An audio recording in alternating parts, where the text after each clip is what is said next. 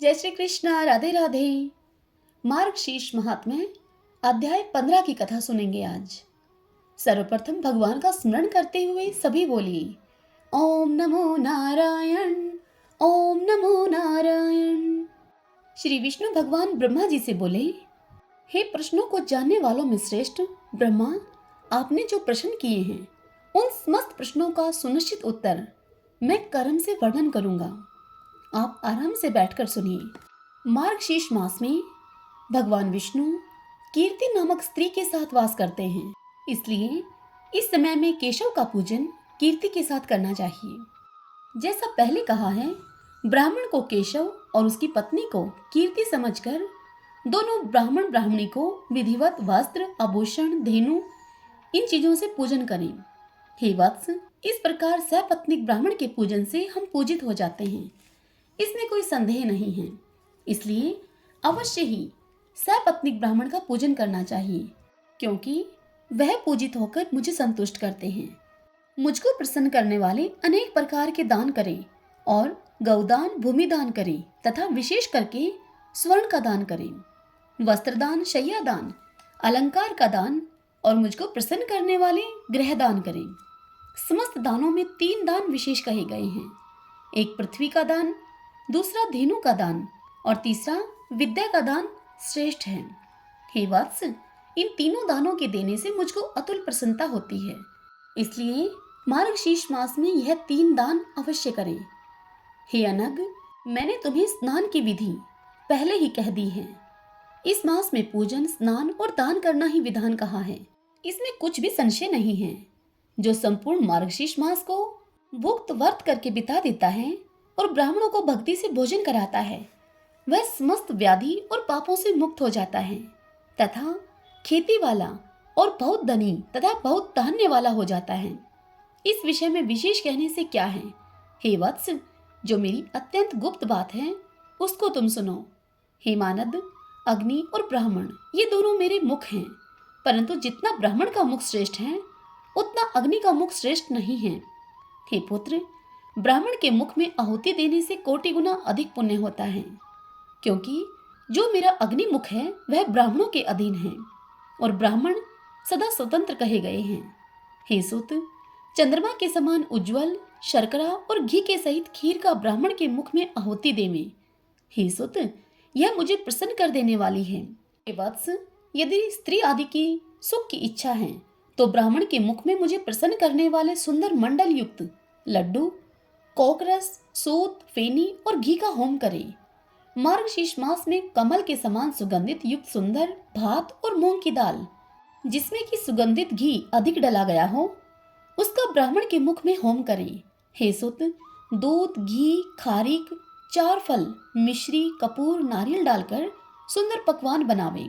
और हे चतुर्मुख, मार्गशीर्ष मास में ब्राह्मण के निमित्त मनोज्ञ प्रिय सुंदर व्यंजनों को बनावे तथा हे सुत, सुंदर श्रीखंड बनावे और उन ब्राह्मणों को जो प्रिय हो उसको बनाकर परम श्रद्धा से ब्राह्मणों को भोजन करावे। जैसे जैसे ब्राह्मण लोग रसास्वाद पूर्वक भोजन करते हैं, वैसे वैसे पृथ्वी पर दुर्लभ प्रीति मुझे होती है। इसलिए हे तात, जैसा करने से ब्राह्मण प्रसन्न हो वैसा ही करना चाहिए, क्योंकि उन ब्राह्मणों के प्रसन्न होने से मैं प्रसन्न हो जाता हूँ, इसमें कोई संशय नहीं है। हे चतुरवकात्र, मेरी बात में तुम विश्वास करो, मैं तुमसे मिथ्या नहीं कहूंगा। हे मानद, मैंने यह गुप्त बात तुम्हारे कल्याण के लिए कही है। हे मानद, वे ब्राह्मण क्रोध करें या मारे तो भी मेरी प्रसन्नता के लिए तुम उनको नमस्कार करना। हे पुत्र, नित्य ऐसा करना और मार्गशीर्ष मास में विशेष रूप से करना चाहिए। हे ब्राह्मण, आपने भोजन के विषय में जो कुछ पूछा कि क्या भोजन कराना चाहिए, उसको मैं तुमसे कहता हूँ, सुनिए। मेरी भक्ति में प्राण मनुष्य को मेरा प्रसाद भोजन करना चाहिए। हे पुत्र, वह प्रसाद पापियों को पवित्र करने वाला और मुक्ति का फल देने वाला है। जो प्रतिदिन मुझको अर्पण करके शेष प्रसाद का भोजन करता है, उसके एक एक दाने में सैकड़ों चंद्रायन का पुण्य फल होता है। भोग लगाने से जो शेष रह गया और अर्पण किया गया, ये 2 प्रकार के भोजन भक्तों के लिए हैं। तीसरा कोई भी भोजन का प्रकार नहीं है। यदि इनके अतिरिक्त कोई भोजन करता है तो चंद्रायन व्रत करे। जो मनुष्य मुझे बिना अर्पण किए अन्न जल आदि भोजन करता है वह अन्न श्वान विष्टा के समान और जल मदिरा के समान होता है। इसलिए हे पुत्र, अन्न जल औषध के पहले मुझको अर्पण करें, बाद में परम भक्ति से भोजन करें, क्योंकि वह प्रसाद अपवित्र करने वाला है और मेरा उच्छिष्ट प्रसाद पापियों को भी तीर्थ यज्ञ आदि के फल का दाता, कलयुग के दोषों का नाशक और सुंदर गति को देने वाला कहा है। तथा दूसरे देवता के नैवेद्य का भक्षण नहीं करना और जो अभगत हैं उनके यहाँ पकवान खाना, यदि अभक्तों के यहाँ पकवान खाता है तो नरक को जाता है। हे सुत, अब मैं तुमसे बोलने का प्रकार जो कहा गया है उसको कहूंगा, तुम सावधान होकर सुनना। तुम्हारी प्रसन्नता के लिए अत्यंत गुप्त बात को भी मैं तुमसे कहूंगा। मार्गशीर्ष मास में विशेष करके मेरा नाम कहना चाहिए और मुझको प्रसन्न करने वाला कृष्ण कृष्ण कहना उचित है। हे पुत्र, यह मेरी प्रतिज्ञा है जिसको सुर और असुर नहीं जानते हैं। मन वचन कर्म इन तीनों से जो मेरी शरण में आ जाता है वह इस लोक की समस्त कामना को प्राप्त करता है और सर्वश्रेष्ठ बैकुंठ तथा मेरी प्रिया लक्ष्मी जी को भी प्राप्त करता है। जो मनुष्य मुझको कृष्ण कृष्ण कृष्ण इस प्रकार बार बार कहकर नित्य मेरा स्मरण करता है, मैं उस मनुष्य का जल को भेदन करके कमल के समान नरक से उद्धार करता हूँ। हे वत्स, जो मन बहलाने से, दंभ से, मूढ़तावश से, लोभ से और छल से मेरा भजन करता है वह मेरा भगत दुख का भागी नहीं होता। जो लोग मृत्यु के समय कृष्ण नाम का पाठ करते हैं, हे पुत्र, वे पाप युक्त होने पर भी यमराज को कभी नहीं देखते हैं।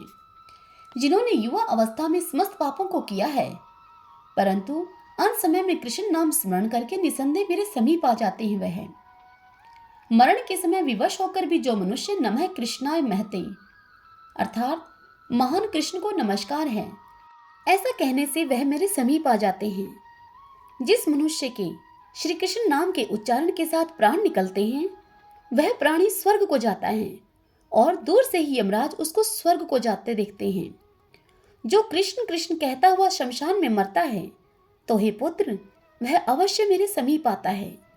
जो मेरे भक्तों के दर्शन से कहीं भी मृत्यु का भागी होता है तो हे पुत्र, वह मनुष्य बिना मेरे शरण के मुक्ति फल का भागी हो जाता है। हे पुत्रक, प्रज्वलित पाप रूपी अग्नि का भय मत करो, क्योंकि उसका श्री कृष्ण नाम रूपी मेघ से उठे हुए जल बिंदु से शमन हो जाएगा। कलयुग रूपी सर्प के तीक्ष्ण दाढ़ का क्या भय है, जो कि कृष्ण नाम रूपी काष्ठ से उठी अग्नि से जलकर नष्ट हो जाता है। हे वत्स, पाप रूपी अग्नि से दग्ध, कर्म व्यापार से रहित मनुष्यों के लिए बिना श्री कृष्ण स्मरण के दूसरा कोई औषध नहीं है। जैसे प्रयाग में गंगा, शुक्ल तीर्थ में कुरुक्षेत्र में सरस्वती श्रेष्ठ हैं, उसी प्रकार संसार रूपी समुद्र में निमग्न और महापाप रूपी मनुष्यों की बिना श्री कृष्ण स्मरण के दूसरी गति नहीं है। मृत्यु समय के उपस्थित होने पर भी जो मनुष्य श्री कृष्ण स्मरण की इच्छा नहीं करते उन परलोकगामी पापियों के लिए बिना श्री कृष्ण स्मरण के दूसरा पाथे नहीं है अर्थात मार्ग नहीं है। हे पुत्र, जिसके घर में प्रतिदिन कृष्ण कृष्ण यह कीर्तन होता है उस घर में गया, काशी, पुष्कर, कुरुक्षेत्र आदि समस्त क्षेत्र वहां वास करते हैं। जिसकी जीवा निरंतर कृष्ण कृष्ण यह कहती है उसे मनुष्य का जीवन और जन्म सफल है और उसे सुख भी होता है।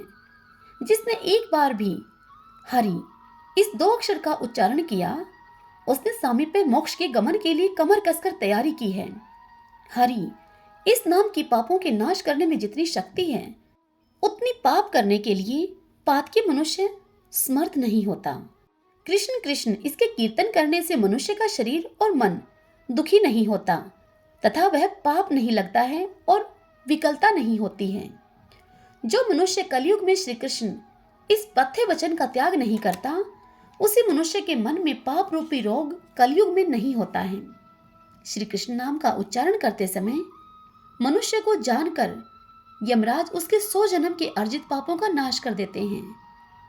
जो पाप सैकड़ों चंद्रायण व्रत और हजारों पराग व्रत करने से भी नष्ट नहीं होते वह पाप कृष्ण कृष्ण इस कीर्तन के करने से नष्ट हो जाते हैं। मुझे दूसरी कोटि नाम के लेने से कभी प्रसन्नता नहीं होती है, केवल श्री कृष्ण नाम के लेने से अधिक प्रसन्नता होती है। कड़ोरो चंद्र ग्रहण और सूर्य ग्रहण का जो फल कहा जाता है, वह फल कृष्ण कृष्ण नाम के कीर्तन में है। गुरु की स्त्री के साथ गमन और स्वर्ण की चोरी आदि पातक श्री कृष्ण के कीर्तन करने से वह पाप हिम के समान नष्ट हो जाते हैं। यदि अगम्य स्त्री के साथ गमन आदि महान पापों से युक्त होने पर भी अंत समय में एक बार भी श्री कृष्ण का कीर्तन करता है वह मनुष्य, तो उस मनुष्य के समस्त पाप नष्ट हो जाते हैं। वह उन समस्त पापों से मुक्त हो जाता है। जो अपवित्र मन वाला है वह बिना आचार पालन के भी अंत समय में श्री कृष्ण नाम कीर्तन से प्रेत तत्व को प्राप्त नहीं होता। जो जीवा से कलयुग में श्री कृष्ण का गुणगान नहीं करते हैं, ऐसे वह दुष्ट जीवा मुख में न होकर रसातल को चली जाए, अर्थात वह जीवा नष्ट हो जाए। हे पुत्र, इस कलयुग में जो जीवा श्री कृष्ण के गुणों का कीर्तन करती है, वह जीवा अपने या फिर दूसरे के मुख की ही क्यों ना हो, प्रयत्न पूर्वक वंदना करने के योग्य है वह जीवा। जो जीवा दिन और रात्रि में श्री कृष्ण के गुणों का कीर्तन नहीं करती है, वह उस मनुष्य के मुख में जीवा के रूप में पापलता कही जाती है। जो जीवा श्री कृष्ण श्री कृष्ण श्री कृष्ण भगवान के नाम का उच्चारण नहीं करती है, वह रोग रूपिणी जीवा है। ऐसे जीवा गिरकर 100 टुकड़े हो जाए। जो मनुष्य प्रातःकाल उठकर श्री कृष्ण नाम के महात्म्य को पढ़ता है, उसके लिए मैं कल्याणों को देने वाला होता हूँ, इसमें कोई संशय नहीं है। जो मनुष्य तीनों संध्याओं में अर्थात प्रातःकाल, मध्याह्न काल और सायकाल में श्री कृष्ण नाम के महात्म्य को पढ़ता है, वह अपने समस्त कामनाओं को प्राप्त करता है और मरने पर परम गति को पाता है। हरि ओम तत्सत। ओम नमो नारायण।